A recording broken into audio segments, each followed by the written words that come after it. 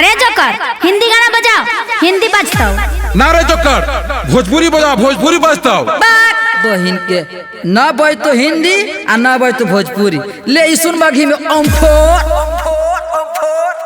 Joker, आए joker, joker joker रुको रुको बहिन के जोकर मार दो लगा के ठोकर अब बार दो होपर। अजी देख रहे हैं जी, इसको से लग रहा है कि रात भर प्रोग्राम टिकेगा। अरे टिकेगा कि बिकेगा आओ।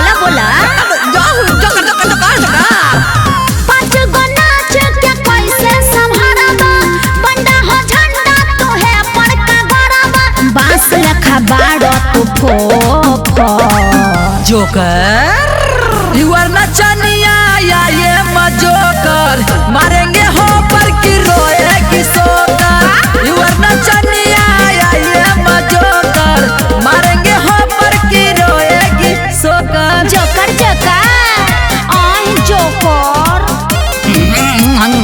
अरे बाप रे बाप, अरे ये क्या कौन है? मेरी मर्जी, आपने बोलेगी जोकर। पाँचों जोनी के पानी निकाल देंगे, रसलीला कर तारू की लगाड़ देंगे। बड़ मत बना तू, बारह छोटी हो हमनी के हाथी। अरे ले हम जा जनमा तो हके चापी बरदास न करब ठोको।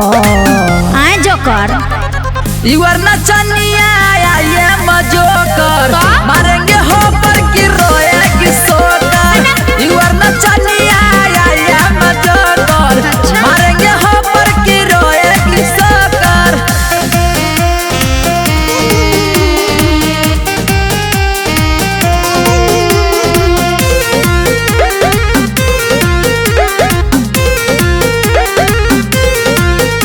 कॉमेडी के किंग है बिल्डरवा के पापा, हमरा जोरे नचबू त छा जइबू साफा।